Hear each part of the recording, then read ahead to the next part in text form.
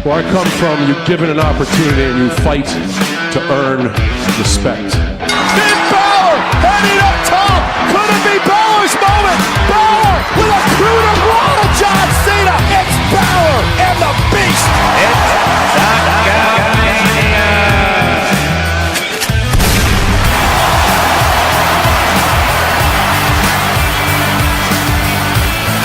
This is Balor Club. Too sweet. My man, Bobby Lashley.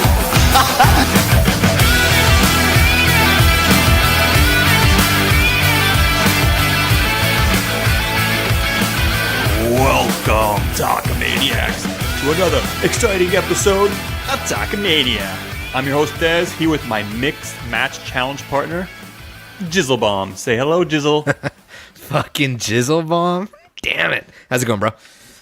It's going pretty good. Hey, the J could have stand for Jennifer. That's what I was thinking at first. You know, it is a mixed match challenge after all. But Jizzy Bomb?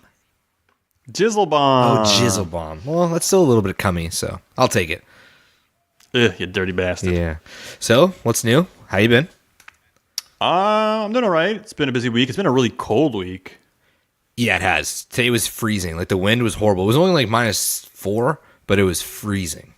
No, it had been worse than that. It had been one of the worst days so far. Walking back from the bus with chill factor, It's the wind. The bad. wind is really bad. Was See, that the it's wind? deceiving because you look at your we're on Celsius here. So sorry, you American fans or listeners that don't know what we're talking about. You could do the conversion, but yeah. So like it's like -4, and it's like, oh well, you know, that's not too bad. And then you go outside, and it's like with the wind chill, it's -30. Well, why did you why tell me that? You know, like it should just be with the wind chill, right? They always want us to do the maths, and it's fucking annoying. But I guess it's like if the wind is standing still and not moving, and it's like, you know, then it's not -4. But as soon as it starts dancing around, then you're sacked. So yeah, well. I don't take the bus or the metro, so I'm in a car, and I park my car in my garage, so I don't really notice the cold. I see. I was just telling you before, though, I'm moving offices, so I'm moving closer to my house, and I will be able to drive in, so I will no longer have to take a bus and metro, so I'm pretty excited about that. And for the American fans, a metro is a subway. Yeah, underground. Yeah, underground. It's cool, though, because, yeah, I used to take the yellow line, which basically takes me, like, underneath. It goes under the water. Yeah. It's kind of cool. Under that big, like, I guess, lake. Or under the whatever. under the sea. Yeah. I see Sebastian and Ariel, and, yeah, sure. You know, I've never seen A Little Mermaid. No way. Yeah. It's one of those. That was also, like, when Disney was a bit creepier, too. Like, I remember, like, you'd have Ursula and like the big octopus lady, and she'd be down in the water, and she'd be really creepy and scary, and she'd like turn people into, she'd suck their soul out and turn them into like shriveled up little fish or whatever they were. I remember like, she'd laugh, and she turned giant in the end. Like nine. Hey, it's funny you say that. I'm not making a fat joke here. All I'm saying is the gear. Yes. The gear that Nia Jax wears reminds me of Ursula. Me too. That and we can agree on that. We can agree on that. And other things, yeah. She has little fins on the side too. Flaps. We'll call them flaps. I mean, that and go back and look at Pinocchio. Like the kids are like smoking cigars and turning into donkeys, and then being sent away on a slave ship. I did watch Pinocchio. I did see that one. And then Dumbo, they get the mouse falls into a vat of alcohol and then has a hallucinogenic dream about dancing elephants. It's like, and crows. Oh, I've never seen an elephant fly. Let me tell you this. And like all these crows sitting like a bunch of, I guess, that's racism towards African Americans. I guess. Fuck, you know these pretty well. Well, yeah, I grew up with Disney. All I know is Aladdin and Lion King. That is it. Those ones were the best. Those were two of the best, absolutely. Yeah. So, right on. Right all right, guys. So this is episode 90 of Talkamania. We are getting there, guys. It's pretty exciting, pretty good. All because of you, and mostly because of us. All right, so make sure to follow us on Twitter @_Talkamania, and wherever you get your podcastic kicks, be it Podbean, iTunes, Spotify, check us out. We're also on thechairshot.com, fullpresscoverage.com, and the Daily Smark. Check it out, guys. Make sure to give them a follow. Check out the sites. It's awesome. We love working with these guys. So, yeah. Wherever you get your podcasting kicks, check it out. And we also got a partnership running with World Wrestling Manager. So if you haven't downloaded their app yet, go check it out and follow them on Twitter at WWManagerGame. And of course, we have a sweet-ass promo rolling on ProWrestlingTees.com for the rest of the month of January, 25% off of all of our merch. So again, ProWrestlingTees.com/Talkamania. And be sure to check us out on Twitch. We started twitching. That's Twitch TV/Talkamaniacs. Yeah, and we did do some gaming. I went off and did the legendary hunts and legendary fishes. Oh, did you? I finished them too. I wrapped them all up and they're on our channel. I give you guys some tips and hints in terms of catching the fish as well too. So if you like Red Dead and you're looking to have some fun, check it out. I also did some of the legendary animals at the same time. I did legendary crocodile or alligator. I don't know if I put that on Twitch, but I did a bunch. Check it out. Really exciting.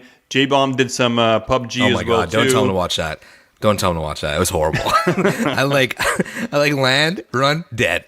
Land, run, I remember dead. I was watching you, and it was like 15 minutes of like strategically moving around, and then as soon as you encounter somebody, it's like instant dead. So I was like, man. In my defense, I play squads usually. One-on-one is like, dude, it's like hide and seek when you were a kid. You remember when you were a kid and you play hide and seek at night, and as soon as you hit, you have to like take a wicked piss? Yeah, or crap your pants because you're nervous. Well, that's what it is. Like the whole game, you're like, you go into a house and you're like, uh-oh, if somebody watched me go in that house, when I walk out, I'm dead. And if I stay in here, they're just going to surround me and kill me. There's no winning. Oh, it's okay. You're not a winner. You weren't born one, so. But it was your Talkamania cherry you were popping. That's it. So there you go. Things are going to get better from there. Before we get into things, Jay was talking about our deal now on ProWrestlingTees.com. We do have a rebate going on right now, so take advantage. And I want to send a big thank you out to Jason Broadwell. Oh. Once again, our buddy picked up another Talkamania t-shirt. He's an ultimate Talkamaniac. So guys, do it. Be like Jason and pick up your merch. Hey, Broadwell, are you going to WrestleMania? Let us know if you're going to WrestleMania. If you are, we're going to hook you up with something. But it's not WrestleMania yet. And actually, this week in WWE was pretty fucking good, man. Like, I was pretty happy with the product. I watched both shows in their entirety. And I love that when you do that, it's like a big... It's so good that I watched both. I actually did my job this week. Well, Raw I watched live, and then SmackDown I watched at like 11 p.m. when I got home. But it's funny when I tell you when you watch SmackDown, I have to be like, watch this segment, and then like I'll text you, don't PVR through it, or like, you know, I have to tell you, actually watch this. You fucker. But we got to talk about the Royal Rumble. Some huge changes coming up to the card. We're what? Yeah, big changes. A week away now? Just 2 weeks away from the Royal Rumble. 2 weeks away from the Royal Rumble. A week and a half, I guess you could say. Well, one more episode, yeah. One more episode. Yeah. The go-home show is next week. So I got big expectations. I don't share the similar sentiment in terms of both shows being awesome this week or being great. There's lots of things that happened that were notable that made them stand out, I guess. Mm-hmm. They weren't terrible, but I thought SmackDown this week was lackluster. I thought Raw might have been the better show outside of SmackDown having the match of the week this week. Yeah, I'll agree with that, yeah. But we'll get to that when we get to that. So yeah, Royal Rumble, man. This huge news, Braun Strowman out. We saw him go crazy, flip a limo. I'm assuming he's still hurt, or the WWE just straight up pulled an audible. But Finn Balor, baby. Yeah, so let's get into let's pick this apart, or get to the beginning. So Strowman, he comes out to the ring, and he's talking, hey, yo, I'm back, and there's no more Corbin. And then Corbin runs in the back, and, I mean, it was kind of silly, because I obviously assumed he was in that limo, but I guess they had Elias give him a little bit of a nudge. That was awesome, by the way. I thought it was cool, too. It could be cool that he can kind of play in the back, and I think you sent out a tweet that he should be doing that more often. Yeah, he seemed like, actually, not to mention Disney again, but it reminded me of something from Disney where there's this, like, that cowboy sitting in front of the saloon with his hat down, playing a tune, giving a hint to, you know, like the coyote chasing the roadrunner or some shit. So it was pretty cool. Yeah, that would have been neat. It's not that bad of an idea. And, you know, I guess they were looking at a way to get Elias in there this week at the same time. But part of me kind of wanted to have Elias be like, thanks, and then like hit him over the head with the guitar, you know? But, you know, Elias is a face now, so I guess they don't want to do that to him. But it would have been funny. Yeah. Especially what those two guys have been through. Remember their battles with the giant instruments and stuff? Oh, it would have worked perfectly. It would have worked perfectly, yeah. It would have been cool if, like, all of a sudden, like Braun from out of camera just pulls back in the giant bass and plays alongside him or something. Yeah, that would have been dope. So then we move on to Strowman. Obviously, at this point, he figures out that Corbin's hiding in the limo and makes his way over there and starts, I guess, breaking the windows out until Corbin gets scared, runs off, and McMahon comes. All right, and McMahon, he tries. His voice is really raspy, eh? Like he's old. He's really, I know. It's something. kind of like they're thinking like they should bring him back for ratings, but is it really the smart thing to be doing with this guy? I like him. I don't know. I'll always watch it if McMahon's on. I can't believe it's hard to believe him a little bit. Like it just seemed like his yelling at I don't know. I didn't really buy it as much. And then he's just like, I'm gonna throw an arbitrary number, $100,000 you owe me for it. It wasn't the laziest writing, but it was kind of a bit lazy. And then it's like, okay, well, you're out. Yeah, you're out of the Rumble now. You're out of the match against Lesnar. So there's two folds to this. One is, yes, he's not been cleared to wrestle, as far as I'm hearing. He may be by the Royal Rumble, but I don't think he is right now enough to be physical with Brock. And I guess last week they also saw that, it really wasn't going too well in terms of promo between the two. It was crap. It was bad. But ultimately, what it comes down to is they have no intention on having Braun Strowman beat Brock Lesnar. So do they really want to have another match where Braun's going to go in and get his ass kicked again for the third time and look weak? They've been building him up. They want him to be a powerhouse. I don't think it's the best thing for him to do.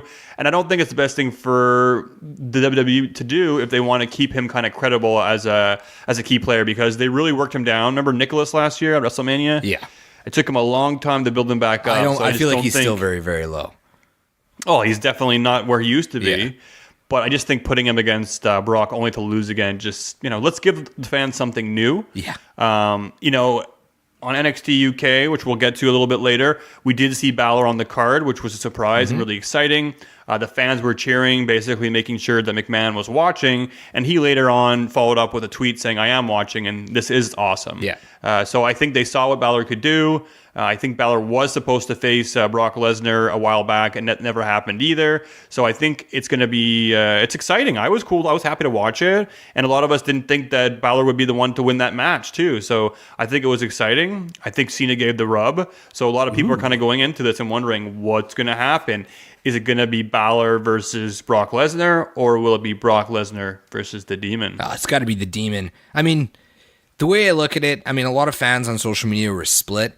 Like, I think people are just genuinely just either always pissed off or negative, or they're just anything that involves Brock Lesnar, they're just over. Because, like, the same people that I saw going, oh, push Finn. Then he gets pushed to the Universal title match, wins twice on Raw, and people are like, oh, it's not believable? Like... Or they're mad because they know he's going to get squashed against Lesnar. Oh, well, that brings me to my next point, man. Like, I think there's an actual chance that Finn Balor is going to win this. I really do. I would love to see them pull an audible and see them do this kind of thing, but I don't really know how it would fit into WrestleMania plans, where he'd go from here and who he'd face at WrestleMania. That's a whole nother story. Well, what's the deal? Is Brock for sure going to be at WrestleMania? I mean, only Brock knows the answer to that. If he doesn't want to show up, he's not going to show up, right? But I think he's obviously going to be booked. He's a big kind of player for them, big main attraction. It's one of the main reasons they went over to Saudi Arabia is they wanted Brock Lesnar, and that's one of the reasons why they extended his contract or renewed it. So I do envision him being at WrestleMania. I really don't think he's going to drop the title. And I don't think it's going to be against Finn Balor. Again, I think the long game is going to be Lesnar versus Rollins at WrestleMania. I don't know anymore, man. I feel like this week changed all my thought process, because if Finn comes out as the Beast is never lost. Sorry, the Demon is never lost. So if he comes out and loses, it's the ultimate burial. I don't think so. Dude. I think okay, so you have some remember Cien Almas came up Who? Andrade now. Andrade. Oh, we'll get to that. Right? That's a horrible stuff. And he came up to the main roster. He went against AJ Styles. He lost. People were complaining that he came up and he lost against AJ. Dude, he was facing the WWE champion in a great match. It's not burying him. And I think he hasn't lost as a demon, but I don't know, man. Are they really going to... I don't think they're really worrying about that. And at the same time, it's a WWE. Don't think that they're going to respect the fact that the Demon is undefeated. They're going to mention it. They might going into it, of course. It's because it's going to build up Balor to look more credible. Like, he's been undefeated as the Demon, so he's spent more of a chance against Brock Lesnar. I'm putting my money on Finn. Honestly, I'm putting my money on Finn on this one. I think that it's the story that they're going to tell. Well, it's definitely going to be a story to tell, and I think the match itself is going to be exciting. I'm really looking forward to it. If you look at the Royal Rumble card right now, it's a pretty good card all around. And with him against Lesnar, I think it's going to be interesting to see the two of them work together. I know Brock has actually showed interest in working with Finn Balor before in the past, so it's going to be exciting to see them kind of work off each other and kind of come up with this, I guess, momentum where you believe maybe Balor is going to pull it off, but I think, he'll hit the F5, the Demon will kick out, and then he'll hit him with like another one. And I don't be let down, guys, because he's not going to win this match.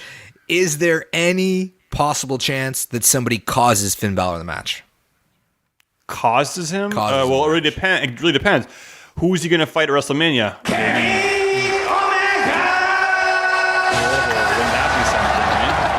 No, there's no chance. But still, that'd be fucking amazing. No. Old school Bullet Club. And yeah, that would be a hell of a match, man. I would be down for that. But I don't know, costing the match, maybe to put him on a program, it could be interesting, but I don't think like he needs someone to cost. I mean, Lesnar he can handle himself, I just can't understand. I will have a hard time understanding everything that happened in NXT UK. Vince's tweet, this Raw, Vince telling him, I don't believe in you. The rub from John Cena, winning twice just to go to Rumble to almost beat Brock Lesnar.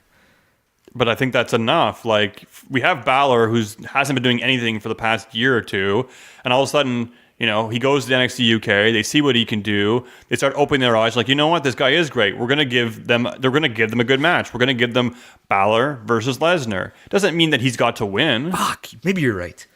I just don't want it. I don't want Brock. I know people are going to be upset. Be like, oh, what did you do? You just lost. Yeah, Brock Lesnar, Brock Lesnar after he wins. He's going. I would say there's maybe a 10% chance they're going to call an audible, maybe even a 5% chance. So I said there is a chance they decide to, screw it. Maybe Lesnar's going to have a bad day. Maybe he's going to get angry and walk out, or maybe they're going to come up with different plans. Just don't make him. Who knows? Don't make him the Demon and lose. I don't want him to lose as the Demon yet, and I don't want Brock to be the guy that beat Taker, that beat the Demon. That's ending. But then it's going to make it that much bigger when he gets slayed at WrestleMania, because it's inevitable he's going to get slayed. I said that last year with Roman Reigns. We've said that so many times this year, and I'm saying I love that right swerve. Now, so. I love that swerve last year at WrestleMania. That was that's why on our recap show I was saying that WrestleMania was up there with one of my top pay-per-views that year. That's because true. that was such a left field. It was 35 is going to be pay-per-view of the year. Because we're there. I hope so. I'm trying to see the way that the roster's stacking up, and I don't know. I'm a bit worried that it's not going to be that fantastic of a card. I haven't heard too much about The Rock's involvement. I also haven't, with AEW as well, too. Who knows who we're going to lose and who's going to go elsewhere. AJ Styles' contract is coming to an end. Ooh, let's not talk about that. And I'm hearing that they're offering more lucrative contracts with less of a commitment. So why the hell would he not go off and have these amazing matches? And part of me wants to see that at the same time. So, I mean, so much we'll see what happens. Yeah, there is so much happening. It's a good thing, though. It's a good thing, as Martha Stewart would say. So with the WrestleMania card, like you mentioned, kind of being unknown at this point, we don't really have a clear-cut idea of who is going to face which champions at 35. I started thinking the other day, is there a possibility that John Cena could win the Rumble this year and then go on the run for the 17th title? It is WrestleMania 35. You got to think Ric Flair doesn't have much time left. Let's be honest, right? He's got to be involved in it somehow. Maybe we see Cena win and then Cena versus Daniel Bryan. I mean, there's so much backstory there with the whole Bella thing. And then, involve Ric Flair in there somehow and see how it goes. Interesting, because when you first started this, I was thinking, oh, he's going to have John Cena going up against Brock Lesnar. Yeah. And then he fights Brock Lesnar. And finally, mighty John Cena, Super Cena, comes and beats Brock Lesnar. And I think, okay, yes, for sure they could do this. But, man, would people be pissed off? Oh. This is not who we want to see Would they, be. though? Brock Lesnar. Yes, they would. I'm sure part of them would be like awesome. Like, well, the first of all, the kids would be like, "Yay, John Cena! You can't see me." Wait, don't forget, Roman Reigns already beat Brock Lesnar. Roman Reigns beat Brock Lesnar, so he's been deflated. That's why I think. Anyways, I don't want to talk about Finn anymore. The whole point is to take the title off him, and it's been captive. That belt's been captive since it's become a title outside of Kevin Owens holding it. Oh, Seriously, it has been. Goldberg's had it, and then Lesnar had it forever, and then Roman only had it for a little bit, and then God said "F you" to him and dealt him a really shitty hand. You know, so I don't know. At first, I was thinking, hey, maybe you're thinking John Cena would go on. I don't think that would be the right way to do things. But now that you're putting him against Daniel Bryan, well, hey, that's something that I could buy into. You know, having the Bellas kind of being the common denominator between the two. You can't really see where Daniel Bryan's headed right now in terms of his WrestleMania opponent. I doubt it'll be AJ Styles by then. I agree. So it's going to be interesting to see. And I was actually going to say this, but before you talked about SmackDown was, well, if he wins the Universal Championship, I guess that still counts as a... Because they're calling them championships, right? And they've been very clear that they're championships now. Because he's had the heavyweight, and he's had the WWE, and he's had all kinds of different ones. Because Flair was only WWE twice. I guess, yeah, and he's at like NWA and WCW and all kinds of stuff. Yeah. So, I guess that makes sense then. But Cena winning the Royal Rumble, does he have a chance? I think he does. I think he'll be on the higher end of betting odds. And if he does win, he would go on to fight Daniel Bryan. And that could make sense, because then it leaves somebody to win a fatal 4-way on Raw or something to go on to fight, or a chamber match or some shit like that. Yeah, they have a chamber match coming up too. So it's a perfect time to be like the winner of the chamber match goes on to face Lesnar, or goes on to face Daniel Bryan. I mean, it'll be whoever doesn't have a challenger at that point. If Cena wins the Rumble though, like, wrestling Twitter is going to burn to the ground. Yeah. Yeah. I kind of want that to happen. I kind of want that to happen. You love that, eh? You're always like, I really do. I want to see shit just go crazy. Because the storylines aren't great, so I'm not going to get what I really want. And the second best thing is to... You want the storylines to be good on Twitter. Exactly. That's the true WWE creative right now. So, well, it's funny because, I don't know, I got to say, though, when Braun got his shot taken away from him, and he got kicked out the building and didn't even come back or anything. They just tucked his tail between his legs, man. Poor guy.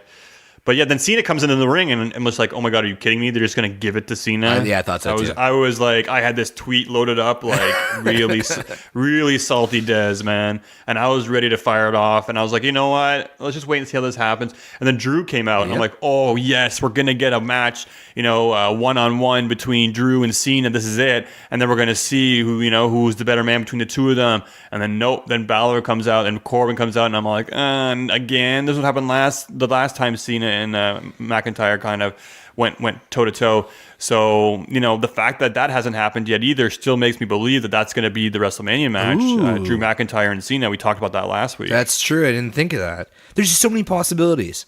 This is good. Like, I don't think it's WWE doing it on purpose, but it is kind of setting up intrigue and mystery going into WrestleMania season. So I guess that is a plus. Yeah, absolutely. And Cena's been giving the rub to everybody. So it's kind of cool that he's coming back on your dreams. You want him to adjust your attitude. That's it. Ooh. It used to be the FU, right? Yeah, and then PG happened. Okay. What's this about Ronda? What did you say? You mentioned in the notes, everybody's talking about it. The big match between Ronda Rousey and Sasha Banks. She looked incredibly weak this week on Raw. And that's an understatement. I don't know where they're going with this angle. I don't know. I wouldn't have booked it this way. I want to get your thoughts on it because I know that they're setting it up for Ronda to look weak and then she's gonna ultimately win, I would say. But why book her this way? Is something coming? Is something coming? Well, again, we talked about this last week. I really think everything is going towards 4 horsewomen versus 4 horsewomen.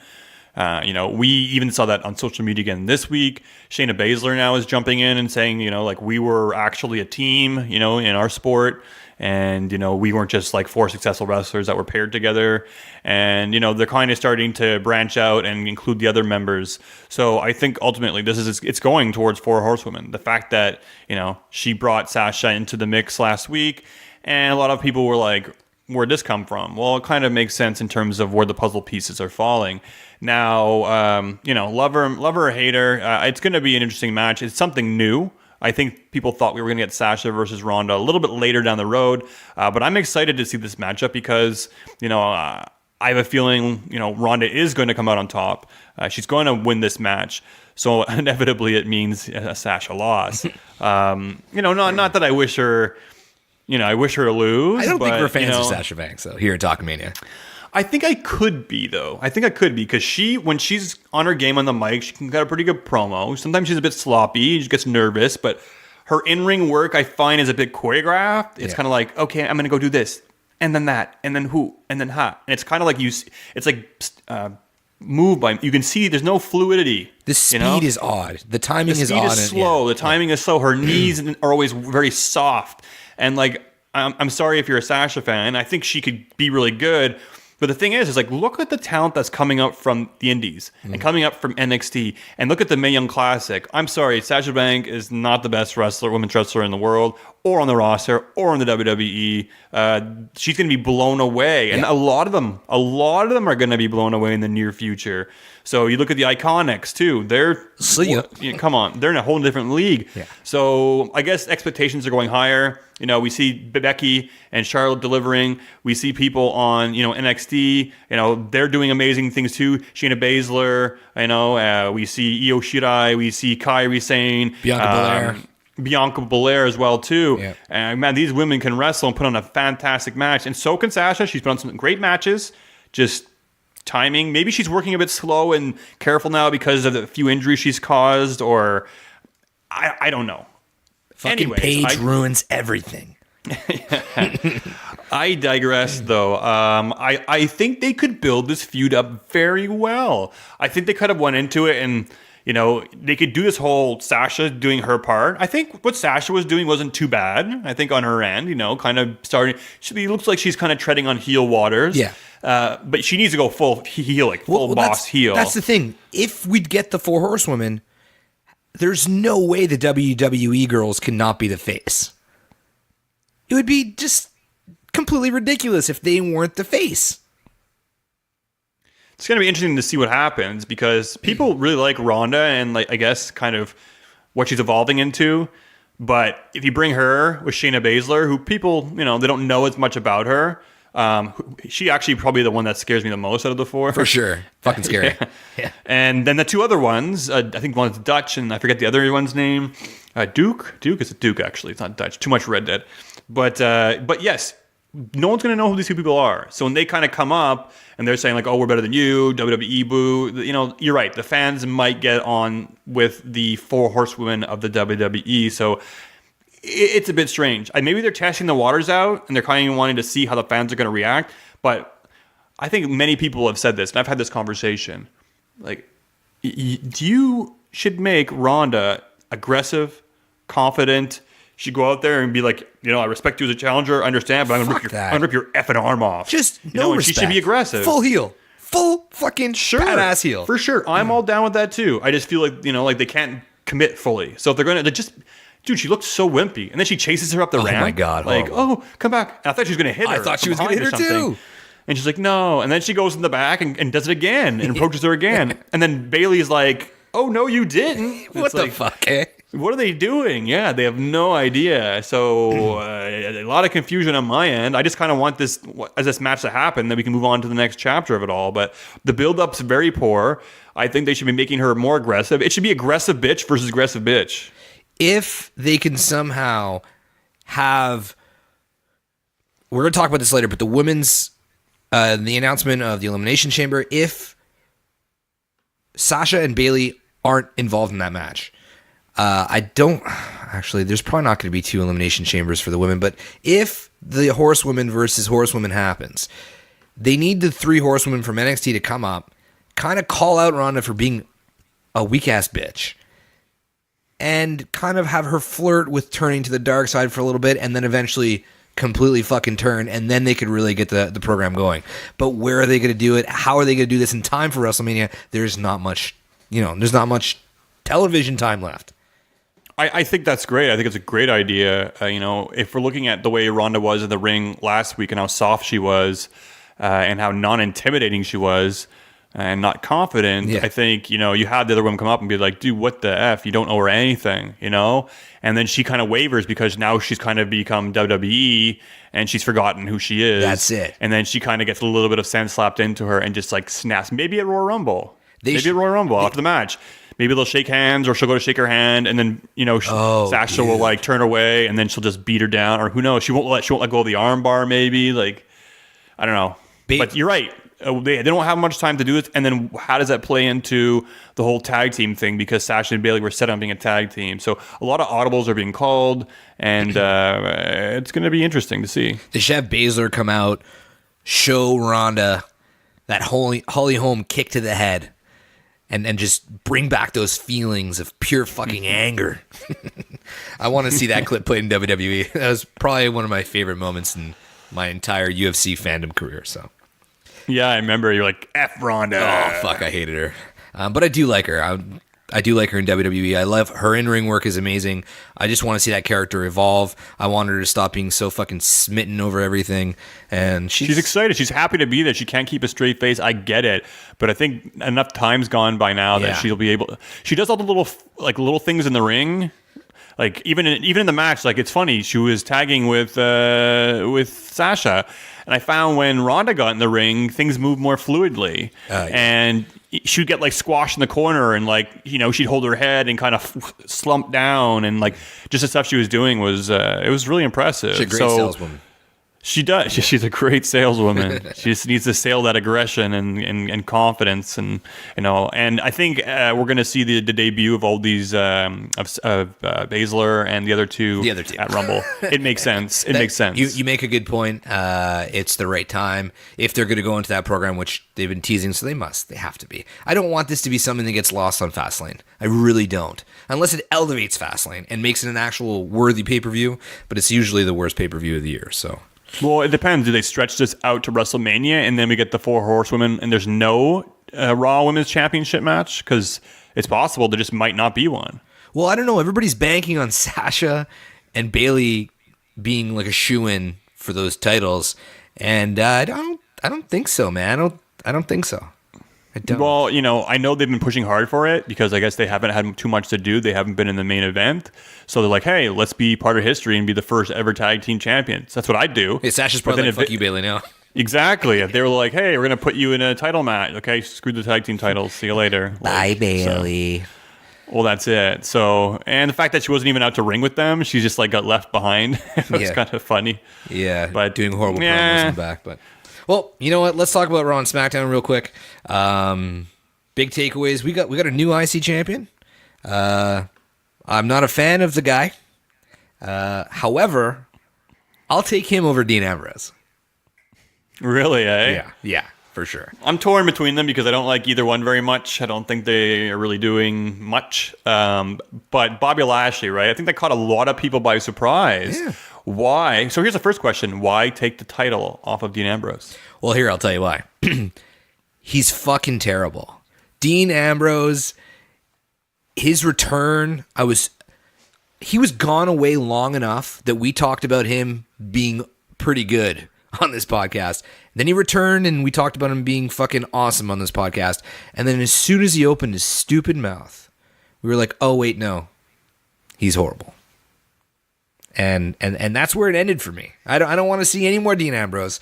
Does nothing. Zero. So when he threw that vest that vest into the dumps into the flaming barrel, it kind of burned out and snuffed him for you. He was snuffed. I'm telling you. Was it the injection in the butt that he got? The needle in the butt? Wait, what was it? It was way before all that. It was seriously the second he started talking when him and Seth started feuding.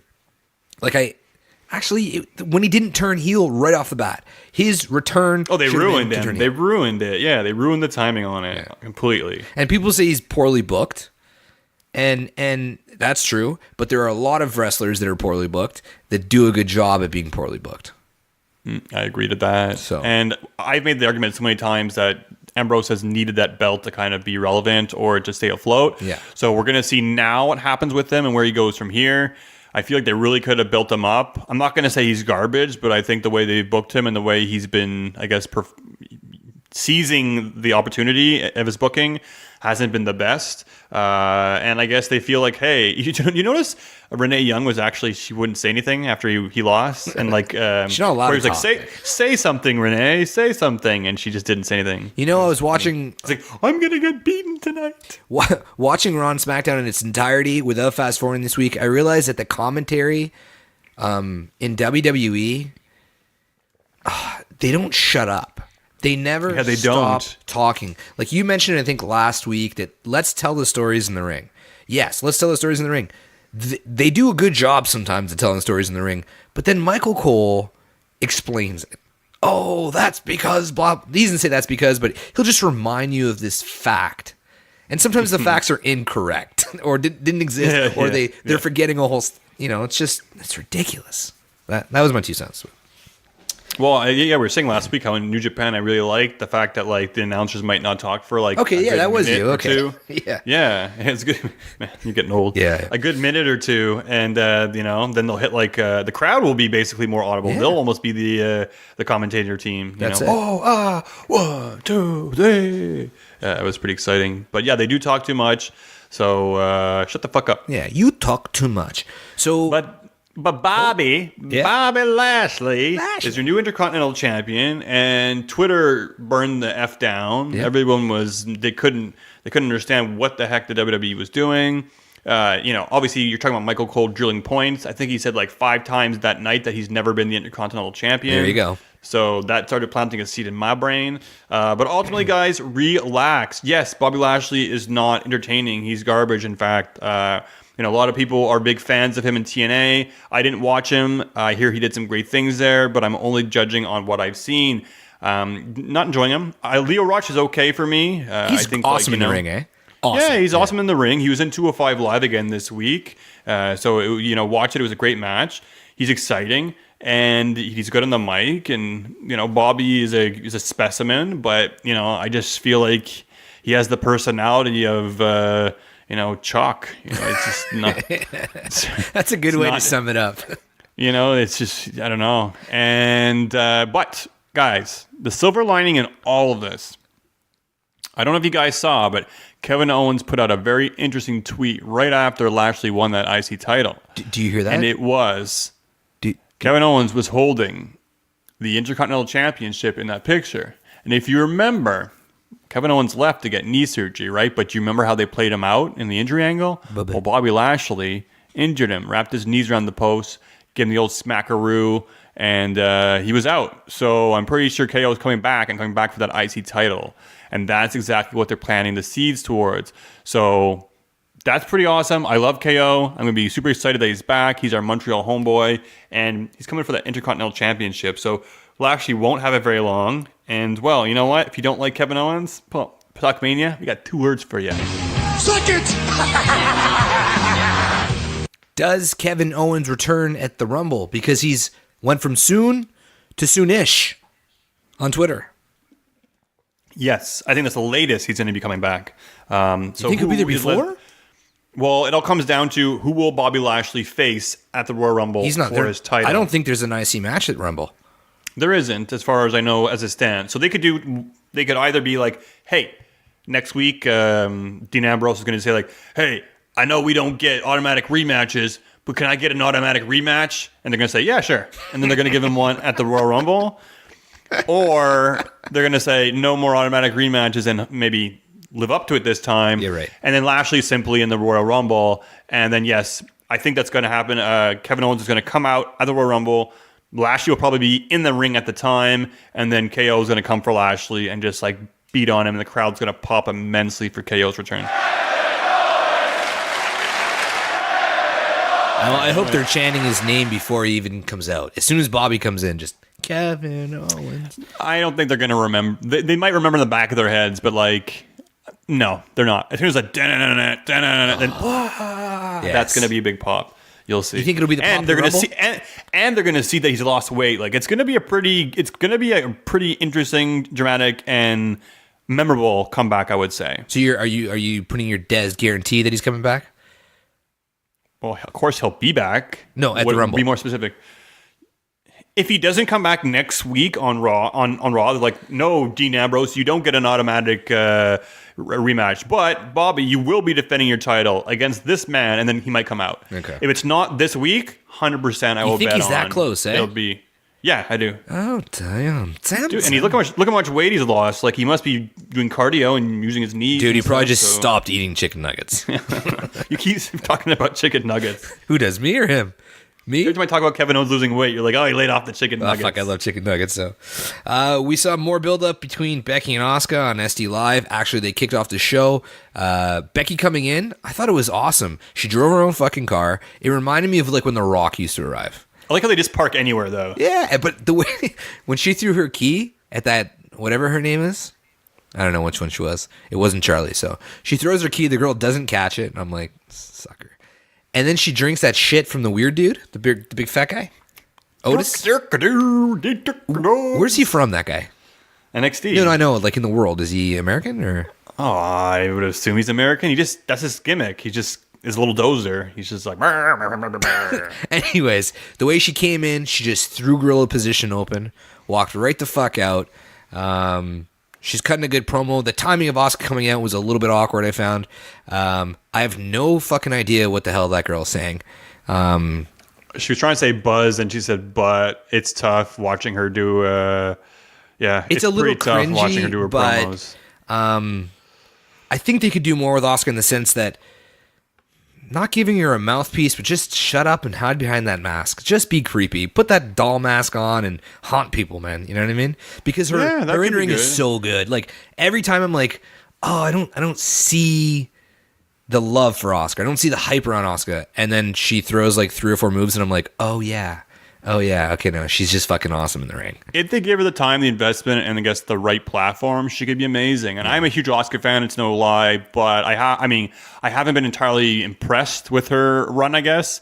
But I also feel like, she comes out there. There's Becky, been no run like, yet, though. In her defense, there's been no run. That's kind of it, right? Becky's like, well, I made the title relevant. What has Asuka done? And it's like, well, they haven't even let her do anything. Yeah, stop bearing They haven't put her in matches, and like. So they probably tell her and they have her practice, like go back and say buzz, what the buzz is. And it's then her she's delivery though. It's like, and then she goes out and she says butt. She said butt instead of buzz. And then you see Charlotte be like, I see Becky be like, what the buzz is about. Like she'll say the word to make sure the crowd knows what she actually said. Yeah. So, but. I don't know. Like when Becky came out in the car and she walks past and she drinks the like it felt a little bit forced. Oh, I liked it. No, I liked it. I still feel like she's not. Still feel like she's not entirely comfortable cutting a promo yet. Sometimes I feel like her Twitter game is more than her actual like live games because she can sit behind and think about what she's going to be writing. This week was bad. I will agree. Once she hit the ring and she did like her old steampunk Becky, like taunts to the crowd on the ropes. I was a little bit like, bitch, what are you doing? Like, chill. You're the fucking man. Relax. Be a little bit more badass. But I loved her drinking it straight face because that looked like it was fucking disgusting. Well, you know what? Though they cut the camera away though, so I think they gave him another shake. The way they cut over, they probably did give him another one. I would assume there was eggshells in there, like an actual eggs in there. Yeah, Vince McMahon probably wants to watch his wrestlers have to drink that shit. Probably jerking off in the back. Yeah, well, he's been putting some pretty erotic stuff on TV the past week. Or yeah. I mean, I don't think it's over the top. A lot of people are complaining about it. Provocative, but are you excited for the Becky Asuka match? I think it's going to deliver from a wrestling perspective. I think it'll deliver from a wrestling perspective. I think the booking isn't entirely right. I don't think they should make them more like, aggressive rivals and respect each other. Nothing's wrong with Asuka. I don't like that they're kind of trying to. It's almost going to make Asuka be a heel, or people are going to not like her, and they got to be careful about that. And I thought they were going to team up against the Iconics. Yeah, it is. I thought it was going to be a bit of a. I thought it was going to be a tag team match against the Iconics, but then they came out, and it's cool. The Iconics hadn't been on TV in a while, so I thought it was interesting to have them come out. And now with the tag team titles coming out, it's good to get them kind of highlighted again because they'll probably be in the mix for that as well too. But then you have Becky basically being like, well, I'll take you on. And she has a match. The match itself wasn't good. I didn't think it was very great in terms of, she's working with Peyton Royce, right? The punch to the throat was nice. That started off the match. That baseball slide, though. that barely touched her. Yeah, it was like Yeah. Brie Bella bad. Yeah. There was some pretty bad spots in that match. It was very sloppy. But Peyton Royce, I'm not knocking her, but she doesn't wrestle, I guess, that too much on TV. She doesn't have as much experience, and she's not top tier at the time being. So you can only kind of put on the match you have with the partner you have, and Becky's more than capable of putting on an awesome match. So it only came down to that, because then you saw Asuka take on Billie Kay, and that was just almost as sloppy, But I like the way Asuka jumped in the ring when Becky's music was going, and she was ultra aggressive, and went and grabbed an Iconic and just beat the shit out of her. She should have grabbed Peyton Royce again though and beaten her twice. That would have been great. She should have taken them both in the ring, beat the crap out of both of them, and then put them on top of each other and pin them both at the same time or something like that. But I guess they want to protect Becky, right? The angle they should be playing is Becky is more liked out of the ring, and Asuka is way better in the ring, and Asuka should be constantly proving that to Becky, and Becky should be constantly look at the fans that I have, sort of thing. So it's going to be interesting to see where this match goes at the Rumble, because, is Becky going to take the title and go on being the champion and, going to WrestleMania? Because we think this whole thing's going to happen between Becky and Ronda. Is Becky not going to be in the Royal Rumble now? Well, now it kind of seems like that would be the case. So I don't know. It's a bit confusing for me. They're doing a lot of, I guess, audibles in a sense. But, what could happen here? Can Asuka maybe choke out Becky and then she doesn't give up, but she passes out? Maybe rolls Becky up? Or, if she beats Becky, it's going to have to be with a footnote. It's going to have to be, she beat her by roll up and foot on the ropes, or she didn't tap out but passed out, or something like that. I'd say Asuka's got to win this match, because, oh my God, it would be such a kick in the face if she doesn't even defend that title once.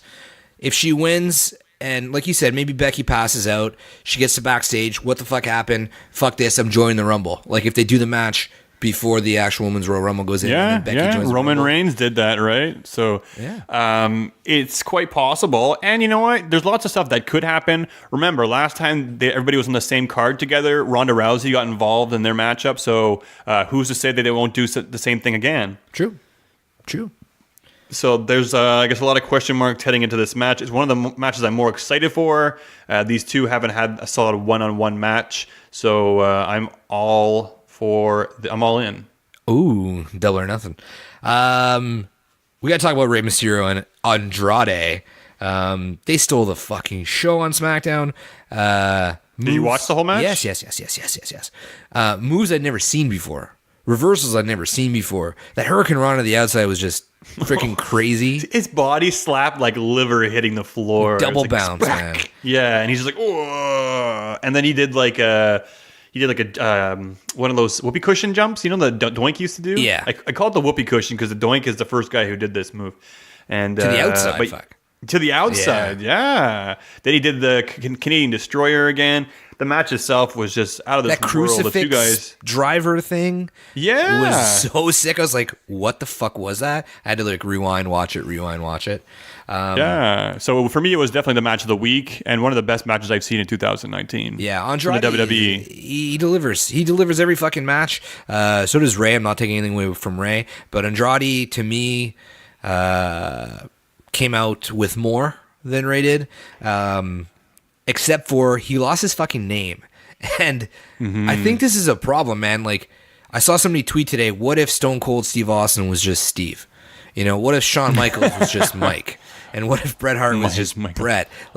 I get that Andrade does sound badass, but Andrade Cien Almas was maybe it's too long. No, I don't know. I liked it. I loved it. I like saying it. I thought it was great saying it each time. Yeah. I felt like I was smart because I could say some Spanish or Mexican. I was like, I could say 100. Cien Almas. I can say some Gonzalez. But really, Fernandez. It was a great match. It's gonna be hard. I'm still probably gonna call him Cien Almas because that's what I was calling him week after week. But Andrade will take a bit of time to get used to. But man, Vega again too. She's excellent on the outside. So good, eh? The stuff she says, the things she do, the way she's like, turn around, look at this, or she'll cheer him on, or she'll get frustrated, or after a close pin, or after she They were wins. replaying her reactions. That's how good it was. Yeah, she is great. She works really, really hard. Lana can take some notes. Did you see the Mortal Kombat picture she posted on Twitter? Yeah, so it seems like everybody's going to this Mortal Kombat 11 unveiling tomorrow. Unreal basically are coming, NetherRealm, right, are coming out with their new Mortal Kombat title. Everyone's being invited to it, it seems.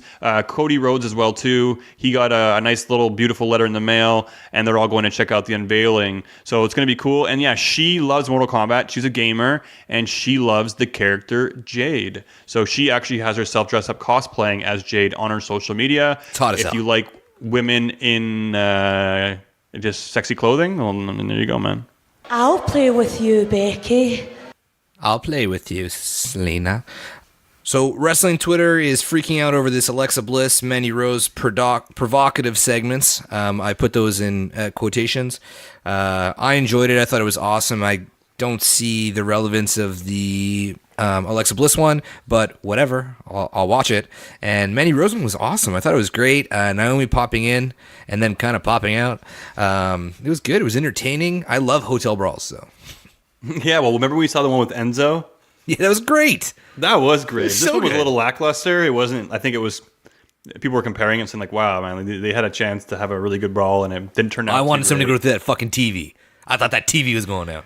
I think they could have done some really good stuff with it. I was excited. We all knew Naomi was going to show up there, and a lot of us were like, well, is it going to be Jimmy? Is it going to be Jay? You know, maybe they're going to do the switcheroo. People were picking it apart and being like, why would you tell your brother, you know, your wife sending you, like, or someone. Oh my God, it should have been the other Russo to show up. That would have been dope. Well, yeah, they would have done that in the Attitude Era for Yeah. sure. Lights go Been off, like, switcheroo. They would have been lying in bed afterwards, and it would have been like, oh yeah, and it's like, I'm gonna tell your wife. He's like, I'm not married, bitch. But you got to be careful what you talk about these days on social media. I'm trying to be a bit delicate of my opinion on these things because Fuck it, come on. Look, the women that are upset about it and the men, you know, people are arguing they want more edgier content. Stop being bitches. It was nothing. But there, you know, there's a way to do it without having to do this. Like, you can't please all the people all the time. The Alexa Bliss thing, it was very. I was confused why they did it. Yeah, me too.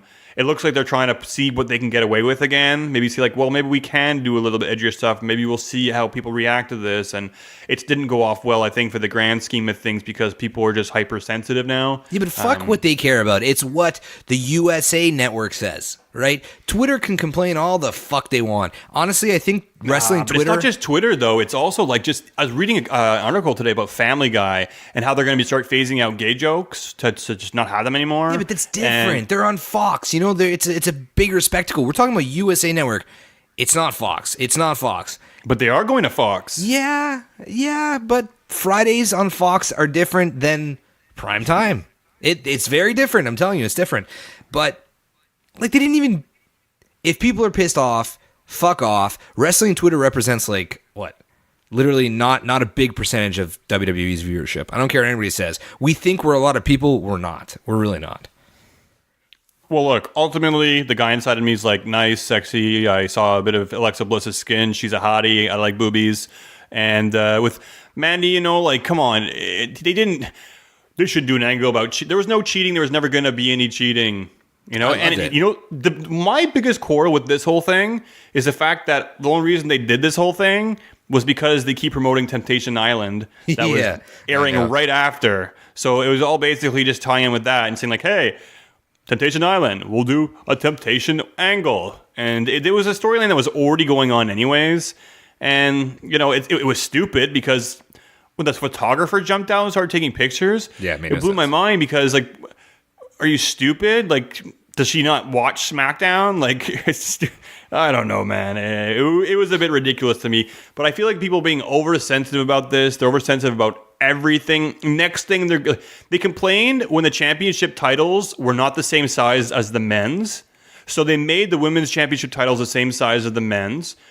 And then now the ones that are small for the tag team titles, watch them complain about them not being the right size again. It's just like... And they look ridiculous when they're big. They look ridiculous wearing it, for sure. You know? Like, I don't know. Like, do you wear a giant hat because a man wears a hat? Or, like, it's a terrible example, but I mean, like... It's a good example. Like, it's a fucking great example. Jeez. It's, you know what? It's a whole bunch of Blah, fucking... blah, blah. So, I know. It's not like women walk around wearing oversized pants or dress suits because men wear dress suits to work because I don't know. Stop the bitching. Just shut up. Pick and choose your battles, man, and choose them wisely. Because I don't know. I don't know. Yeah, it really wasn't that big of a deal. No, and I hope it gets more raunchier. So.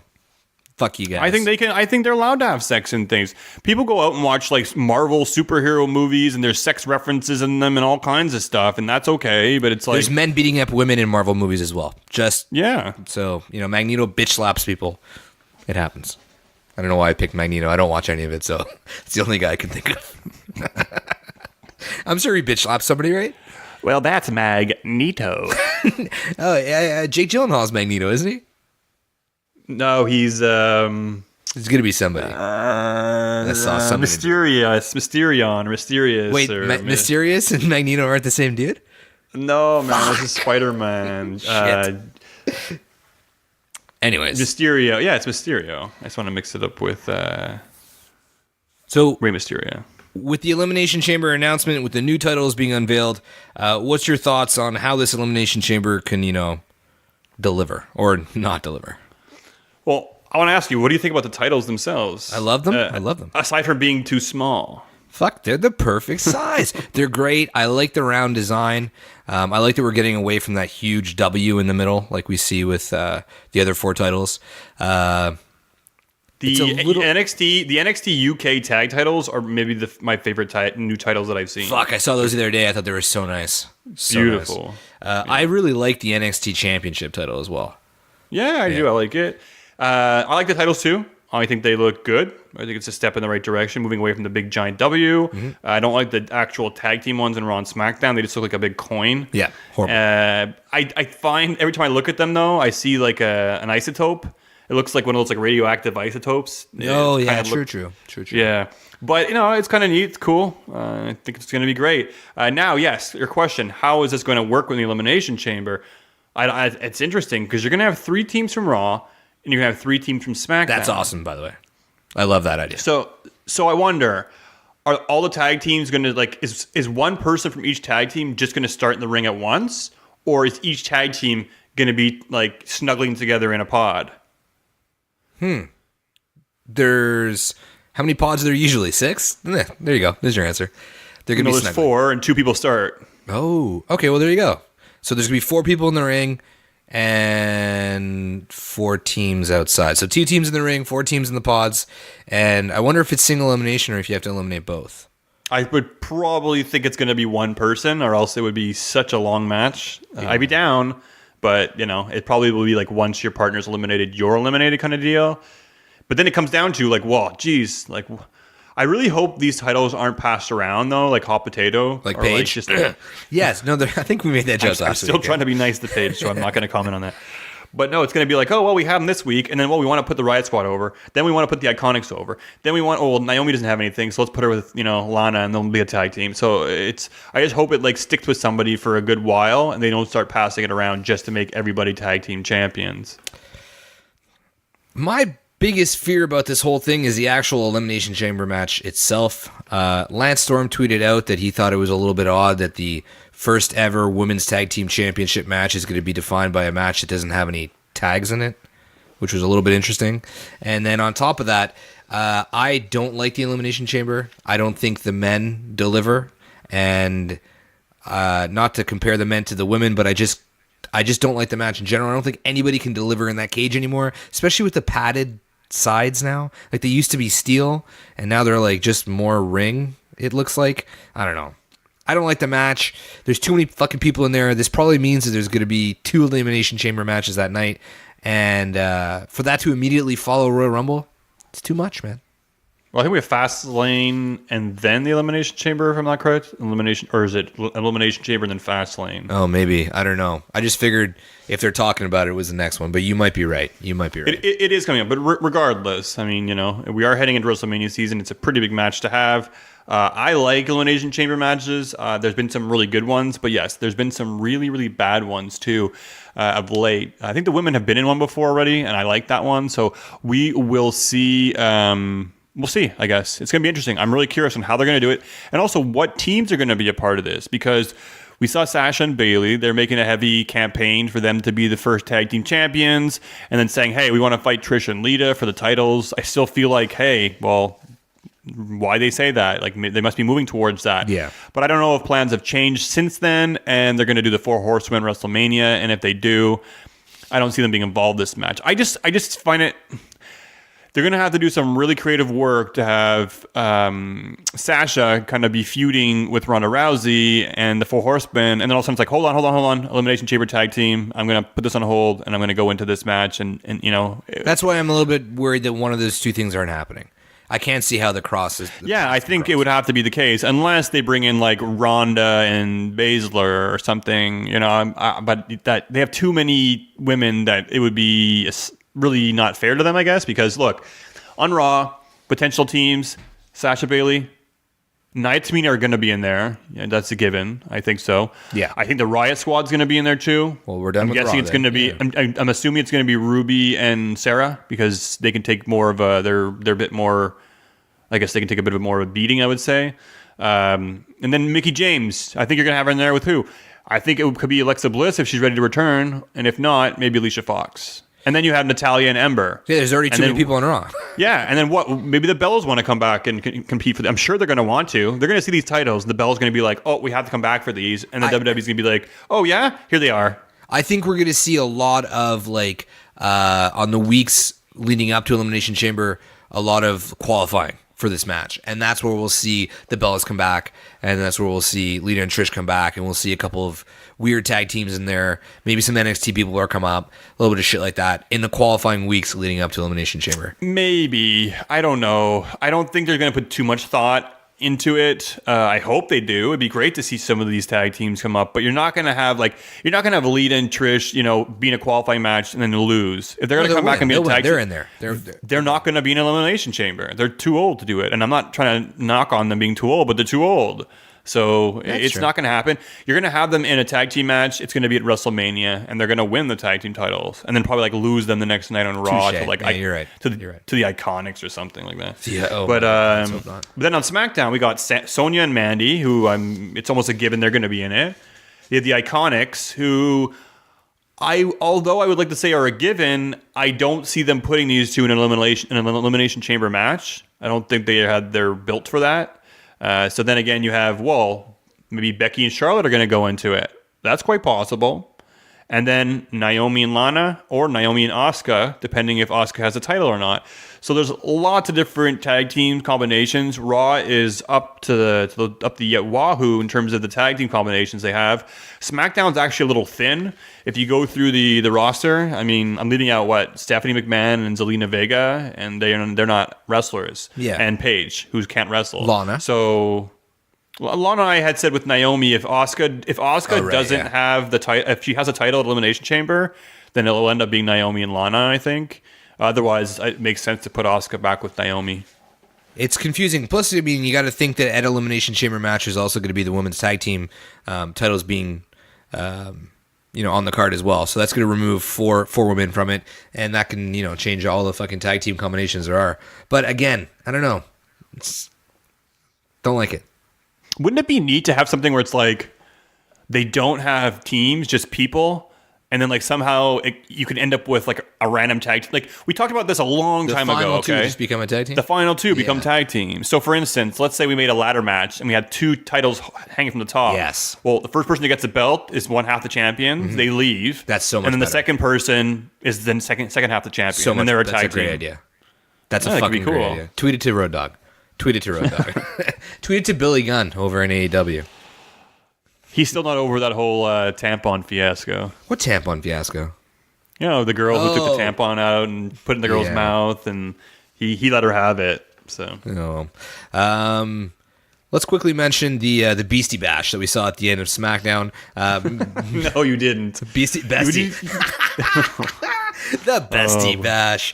Beast Wars. It was horrible. Definitely not worthy of the main event. I think it should have been Mysterio. Terrible way to end SmackDown. It just left a sour taste in my mouth to finish the episode, I guess. I just think one of the biggest things for me is I'm really not into this whole Miz and Shane McMahon angle. And if it's bringing us all the way to WrestleMania, I'm just dreading week after week having to do this. Not that I don't like Shane McMahon. Not that I don't like The Miz. I just feel like these guys are going to put on a stinker at WrestleMania. The only thing that's really going to get me invested is if The Miz pulls some dirty shit and like he ends up screwing Shane over in the end and like he's just like, like... Then I'm like, yes, The Miz is him being a face and like putting the cake in front of Sheamus. No good. And I got to tell you, man, these guys are number one contenders and they still haven't had a match as an official tag team. You can say the whole jobber match they had, but they weren't an official tag team. That wasn't a match. They haven't wrestled and they're the number one contenders. It's silly, if you ask me. Yeah. They should be having matches over the next few weeks to build up for that and being prepared, maybe training together. But, I'm a bit worried here because, well, look at Shane when he did his coast to coast. He barely hit it. He barely hits it anytime now. And the guy's winded after 5 seconds. And he's in good shape. So maybe it's age. I don't know what it is. It's AIDS. No, maybe it's age. I don't know. He sweats a crap ton. Like I don't know. Just... I'm over it. I'm over McMahon. I'm over Shane. I'm definitely over Shane. But it's kind of what he does is like, he comes out and he's like, it's my birthday. I'll do coast to coast. And then like at the tag team, he'll do the tag team match. He'll do like coast to coast again. And then WrestleMania, he'll do a spot. And it's like, seen it. I don't know, man. Seen it. Been there. Seen it. Yeah. Jump off something higher, Shane. Jump off something higher. But he's having a hard time hitting that coast to coast now. It didn't look that great. He had to like rub extra on Sheamus's face after because it didn't really hit him. I'm definitely over Shane McMahon. I was a little bit hot on this topic. We mentioned that last week. I'm sick of seeing. They haven't earned it. They haven't earned that tag team title now. It just, I don't know. Do McMahons earn anything in WWE? Come on. I just don't want to see Miz versus Shane at WrestleMania. I feel like that's like, there shouldn't be a match in the card where I want to go to the bathroom. That'll be the one. We'll go take a piss during it. Can we hold hands? Dutch rudder. It's not gay. Or maybe we'll do a number 3. The fuck is or number 4? We'll do a number 4. That's when we're both pooping at the same time and holding hands. Dude, number 4. Number 4, armbar. Whoa. You can hold my arm any day, boy. Oh, boy. Let's quickly talk about the NXT debuts, or lack thereof, that we saw on Raw and SmackDown this week. They had to do something, right? What's that? It went on for so long, they had to do something. I mean, okay, so this is where I stand on it. This is what we know. They're going to be on both shows, at least for the foreseeable future. That is somewhat interesting. All right? The rest of it, if there was a bad way to debut, if there's a bad way to announce a new era, and then do it this way, they nailed it. Because they all have these fucking characters, man. Like, so gimmicky. Lacey Evans, like, is standing there with her cocktail watching the TV. EC3 with his posing. They even kind of, I'm not going to say they didn't do Nikki any justice. Having her be crazy just to be crazy. The one thing I had with it else, I will retweet it, or I'll put it on our social media. Guys can go back and check. Hilarious.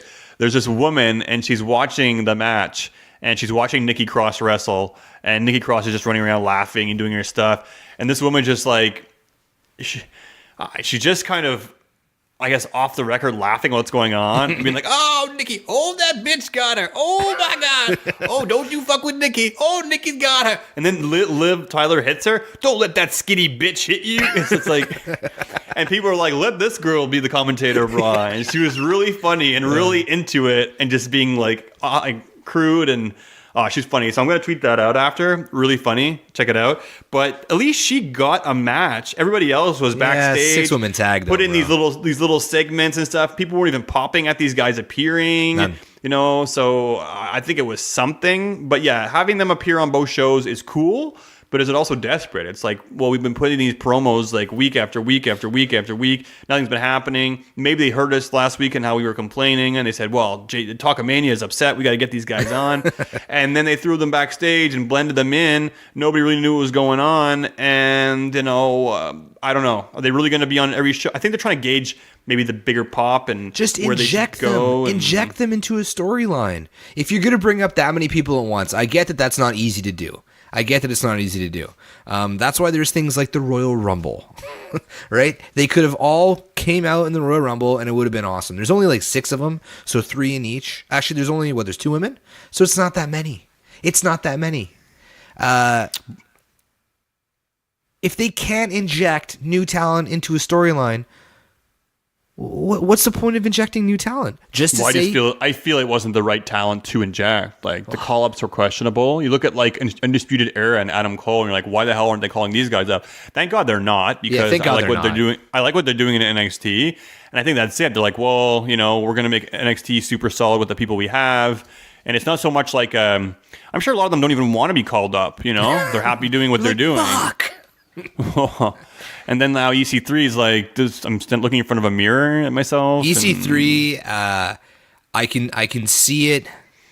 I can see if he's used properly, if they book him correctly, I could see him being something. But he's got to be a douche heel, no? That's into himself, I would think. Yeah, no? Apparently he's a big time good guy. So. Oh, really? Fuck it then. I mean, the guy wears his trunks under his suit. What the fuck is going on? He's got nothing in his apartment or his condo. It's just nothing. It bothers me. They don't give them a storyline. They don't give them any mic time. And then they just kind of throw this gimmick in our face. Like, okay, we've brought up this crazy girl. We've brought up this super cocky guy. We've brought up this like old school women's rights fucking, what is she, like a socialite? Like what do you even call it? I don't know the right word for it. And then the two crazy tag team dudes, that was probably the best one. They're probably pretty entertaining. Yeah. At least we know what the fuck they're about. You know what I mean? We know what they're about, and it's not just some stupid, silly gimmick. I don't know. I just wasn't happy with it. Because what we're going to see, right? Finally, Lacey Evans is going to debut. She'll take on either Alicia Fox or like a local jobber, and she'll win a couple matches. And then we're going to have to deal with segments watching Lacey Evans week after week. Yeah. Same thing with EC3. He'll be put in a couple matches where he'll win, and we'll be like, oh, this is the bathroom time where I go because he's going to fight some jobber and inevitably win. And it just, I don't know. Just, it's going to, I almost want it to be over with, but at the same time, I almost don't want to have to experience it. Well, quickly, because we're running out of time. We're getting along here today, guys. NXT UK TakeOver, just 3 quick takeaways. To me, Mustache Mountain, first of all, greatest fucking tag team name ever. Versus Zach Gibson and James Drake, to me, was the show stealer, match-wise. I fucking loved it. It was long. It was really good. You were like, yeah, did you check out the first match? I was like, no, I only tuned in like a half an hour into it. He's like that was the first match. Yeah. I feel like the pay-per-view started a bit late, because I was a bit late too, and that was the first match, and I was surprised. But the amount of, I know we talked about how we don't really love the false finish after false finish, but this match, I was like, oh, it's over now. 10 times. Where I was 100% for sure it's over, and it just kept going, and they did it in all the right ways. I get the hype on Tyler Bates now. I do. He's short as fuck, and I don't think super strong. Yeah, that was nuts. That movie pulled there with the, what do you call it? Spinorama? The tilt-a-whirl? He does all kinds of amazing magic in the ring. So yes, the tilt. I don't know what the name of it is. I can't see him ever being a singles guy on the main roster. He's just. I get small guys can do it, but he's just really fucking small. So I googled to see if he was over 5 feet. And over 15 years old. He's like 22 or 21. Outside of the mustache, yeah. The other big takeaway was this hype on Toni Storm. You've talked about it on the show before. I don't get it. We don't get it. Yeah, you don't get. I don't get it. I don't like the recipe that they make. Okay, let's take Tyler Bates, Pete Dunne again, right? They give the title to Tyler Bates. He's number 2. They know Pete Dunne's going to be over.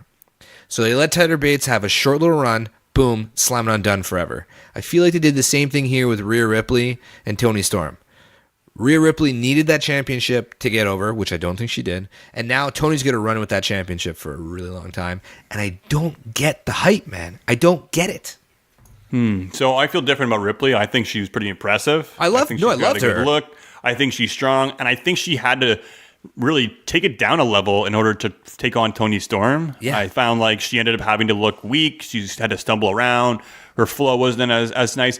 I'm not going to sit here and say Tony's the worst and she's garbage, but I haven't really watched too many Tony Storm matches where I'm like, that was an amazing match. It's always like, okay, it's good. And half the time she's wrestling against somebody else who's really, really good too. So they bring the best out of each other. But I don't know, in terms of her moveset and what she does, I like that she's got the Pro River Plunge as her finisher, but I don't know, when she puts somebody, every match I've seen her, it's like she hits it, the person kicks out, and then she gets it again, and then wins, and she kicks out of the finisher. Like, it's nothing new that I haven't seen before. I don't think the match was anything special, to be honest with you. I didn't love it either. And I saw miles away her winning this because they booked her in the Mae Young Classic to win. They pushed her into the spotlight. She had the latest, the whole incident on social media, so you knew the WWE was going to be pushing behind her. And I'm sure she's worked hard in her career and she deserves this win. Awesome, great. I just don't get the hype. I just don't know what's fantastic about her or what stands out outside of many, many other women. She is great, maybe above average, but she doesn't blow me out of the water. And she always makes really ugly faces. I don't know. She's celebrating when she's crying, when she's exasperated. It's just, I don't know, Listen, I'm a hater. Talkamaniacs, if you think differently, please enlighten us. Send us some tweets. Send us some video. I want to see what's send good us about a match with Tony Storm where we're going to be like, damn, man, you know what? You are right. We'll plug you. We'll be like, that guy showed us a match and we were wrong. Maybe we just haven't seen the right matches. Maybe they haven't been paired with the right people. I followed Tony Storm through last Mae Young Classic, this Mae Young Classic. I watched her match against Ripley. I have not been blown out of the water or been like, wow, she is the shit. I see people saying that they're their favorite wrestler of all time, and I'm like, holy shit, what the hell? What am I missing? I thought she was Candice LeRae for the longest time. I must be missing something. But if you remember back in the day, there was a woman in the WWE, Ashley, was her name Ashley, right? And she looked very, very similar. Let me just Google this quickly. WWE. I honestly thought she was Candice LeRae. I'm not going to lie. I was like, Candice LeRae is Tony Storm? Ashley Massaro. So like Ashley Massaro had long blonde hair. She had like kind of like the punker attitude that she had and very similar. And they really, really, really liked her. I don't know what it was at the time. At that time, I guess Avril Lavigne was really popular, so she kind of was like a skater boy kind of girl. And I see a little bit of resemblance between, I guess, the way that Tony Storm is. But I don't know. I don't know why people love this girl so much. I don't understand the hype. But again, I am open-minded and I'm willing to learn and I'm willing to eat my words. So help me get on board the Tony Storm train because I just don't see it. Who the fuck is Walter and why should we all be so excited? I kept seeing people post videos on Twitter about like, this is why Walter is so sick. And it's like, he's just smacking a guy in his chest. And I'm like, okay, he's a huge goon. Is that it? Like, I'm kind of over it. Like, I see people complaining about WWE's big men all the time. And then Walter comes out and they all fucking cum their pants thinking like, oh, it's the second coming of fucking Christ here. And I'm going, yo, this guy's just a fucking huge dude. Like, I don't get it. Like, what? Again, where's the hype? Maybe it's a UK thing. Maybe it's a British thing that I'm not following. But, like, I didn't even know who he was. So, I mean, first of all, I got to remember, this is in the UK. So there's lots of superstars that they know about that we don't. And I guess it's also a Tony Storm thing, right? She's from the UK. They love her. They adore her. So maybe I'm just not getting it. Just like they would be like, Kevin Owens, what the hell's up with him? He's a fat guy. So, maybe there's that aspect of it. But he is from Germany, I believe, or a longtime wrestler from Germany, West Side Extreme Wrestling. He was actually originally known as Big Van Walter. I guess he was taken from Big Van Vader. And I think he was the Progress champion as well, too. He's had a lot of matches with some notable superstars. I don't know too much about him other than what I've kind of watched online after kind of hearing about him. But yeah, I think he's just kind of a behemoth or an impressive foe for Pete Dunne to take on. You know what I think? And I'm probably going to get some slack for this. I think, and I'm talking about like a lot of the North American Twitter accounts that I follow. I think that we're in an age where there's too many goddamn hipster wrestling fans that are just like, I know who Walter is. He was Progress champion. Blah, blah, blah, blah, blah. They don't necessarily like him, but they're like, I'm going to show you how much I fucking love this guy and how hype I am about this guy, just for them to show other people how much they know about wrestling worldwide. And that fucking drives me nuts. I don't give a shit. I don't give a shit. But I will eat crow. If he's awesome, I'll eat crow. But I love the pay-per-view. I don't get the hype on those two wrestlers. And I don't know, that's just where I stand right now, man.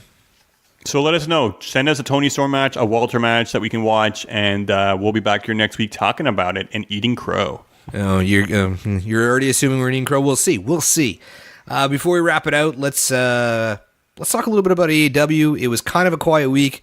Today, some news came out. Jungle Boy signing in AEW. Yeah, 90210, Luke Perry's son, Jungle Boy, guys. Check him out. He actually looks like Tarzan from the Disney movie. It's uncanny. The other, I don't know if it's AEW news, but the Revival has apparently requested their release from WWE. They tweeted out something about a match with the Young Bucks. The Young Bucks also did the same thing. And well, they've been doing that for quite some time now, right? And then with the booking with the Revival, too. I think today they did. I didn't see anything. I haven't checked on that since, but obviously they must be unhappy. They've been dealing with terrible booking. They keep getting so close. I don't know if it's terrible booking. They're on fucking TV. Everybody's and they're part of the storyline where they keep getting screwed, and it seems like it's culminating to a tag team title win. Finally, at long last, like what should they do? Should they debut on the WWE main roster and just be handed titles right away? Like, should that be the recipe all the time? Like, I don't know. The journey has been great now in hindsight if you look at it for these guys, and they've gone through injuries and they've been had bad luck, and it looks like they're about to get there. But I think these guys probably could have some good matchups in the AEW. They could be a good fit for it as well too. So I'm never completely like, don't go to AEW. Always part of me, and I talked about AJ Styles earlier, thinks about like, I'd hate for them to go, but I could just think of all the matches for sure. that they could have in the AEW. So I think it could be exciting. We're going to see some people maybe making the move there sooner or later. I think also Heath Slater had made a comment about wrestling certain people back in the day. I forget who it was. He had tweeted. Kenny Omega. Kenny Omega, yeah, right? Yeah. And he says like, I want to wrestle again, and I think it's kind of maybe hinting towards that. I think there's going to be a lot of people who are interested in going over there. I think they even made CM Punk an offer.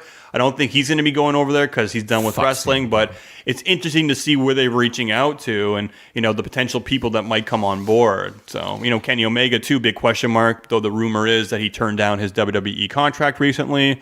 Honestly, in reading everything I'm reading and kind of putting the pieces together, I fully expect Omega to be going to the AEW. I agree, but I will believe it when I see it.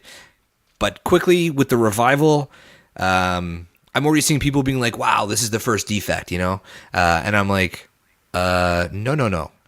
In order to be, like, to be a WWE guy who leaves for the AEW, you have to be a WWE guy, and the Revival are not WWE guys yet. You know what I mean? They have to be credible. Like, if a guy like AJ left, yeah, okay, I know he was an indie dude, but he was a champion. He's still relevant. He's a main event caliber fighter. If he leaves, that's something. If all of a sudden fucking Seth Rollins ends up in AEW, that's big. Like Scott Hall, Kevin Nash, the Revival going over. I mean, come on. What is that? Rollins going over? That would be mind blowing, man. The only way I want to see Rollins go over is at WrestleMania 35. Yeah, that'd be fantastic. Oh, dude, imagine like they have Double or Nothing, and then at the main event, right.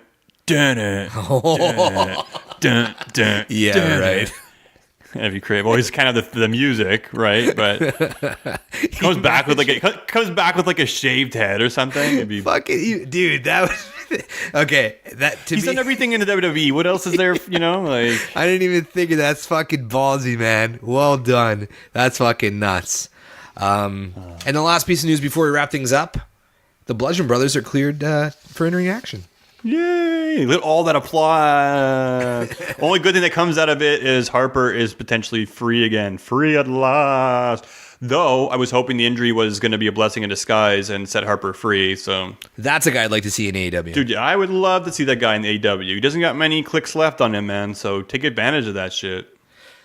All right, boys and girls, thank you for sticking with us. That was a long one, but it was a good one. Before we head out, let's plug some more shit. Follow us on Twitter @_Talkamania. Listen to us on Podbean, iTunes, Spotify, Chairshot.com, FullPressCoverage.com, TheDailySmark.com. Check out our partners, God, I have such a hard time saying that name. World Wrestling Manager at WW Manager Game. Check out their app. Friend is slow. So slow. ProWrestlingTees.com/Talkamania. 25% off for the rest of the January month. Jason Broadwell, let us know if you're coming to WrestleMania. We'll hook you up. And also follow us on Twitch. Twitch.tv/Talkamaniacs. For Talkamania, J-Bomb's out. Des, say bye. Happy Rusev Day, guys. Mwah. King Becca!